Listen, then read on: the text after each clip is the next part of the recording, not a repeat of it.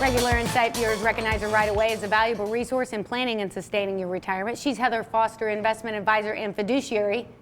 Fiduciary being the word I want to capitalize on or talk about today. So how do we know if we're really working with a fiduciary, and why does it matter?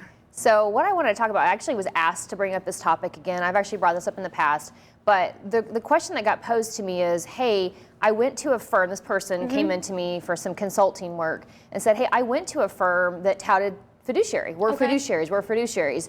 But when they went in there, they got sold just an insurance product. And they're like, so we don't, I mean, they didn't ask us the kind of questions that obviously that I'm asking them, because I'm like, hey, as a fiduciary, to do what's in your best interest, I got to know everything. We got to look at everything. We've got to make sure that we understand the full story, what you've saved, how you're saving, all these intricacies. So we're trying to find out, like, okay, exactly what does this person need? Well, you can't just sell someone a product to know what they need, right? Right. So they were like, well, if they tout fiduciary, then did they act as a fiduciary? I said, well, what did you buy from this place? And it was an insurance product. So I said, well, if it's an insurance product, did you hire them? Did you pay them a fee to do any sort of consulting or planning? No, we just went in and they sold us an insurance product. Well, if you buy an insurance product, what license is that person working with?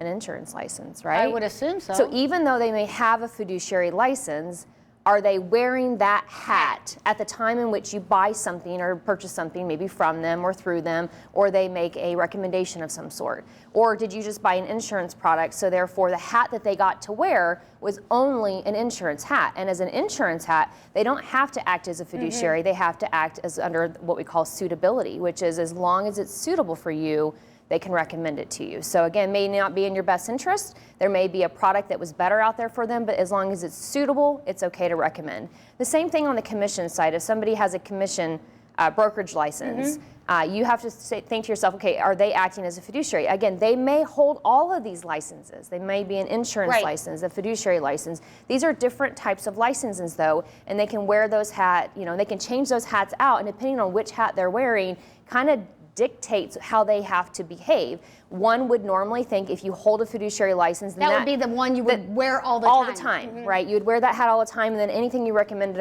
under that would be under the fiduciary hat. But that's not how this industry works necessarily. Now, if you're a CFP or if you're working with a CFP, they've kind of taken it to a little bit different level where they're saying no matter what license I'm using, because of my designation, I'm going to act as a fiduciary all the time. But the fee-based license itself is a fiduciary license, but you have to ask yourself or understand that just because they have a fiduciary license, which hat are they wearing? So if someone hires me for a fee-based financial plan, consulting, if I manage their money in the stock market under a fee-based account, that fee-based is what makes me the fiduciary because I'm using the license that is a fiduciary license. So I think it's important not only for people to understand the differences, but make sure you understand what did you pay this person for, how did they get compensated. That might tell you what kind of license they're working under as well. And just in case anybody is confused or like, wait, I know I hear this term fiduciary all the time. That means that someone must act in your best interest.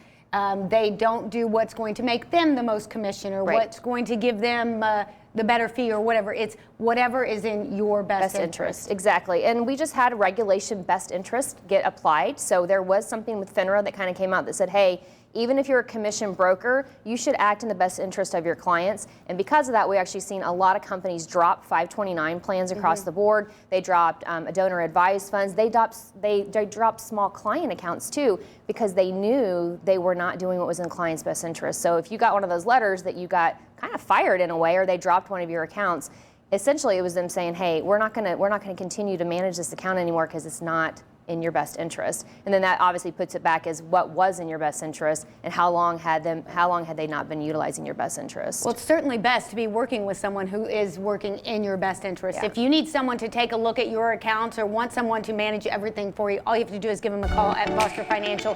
They would be glad to look at your thing, give you that complimentary consultation. 234-2200. We'll be right back.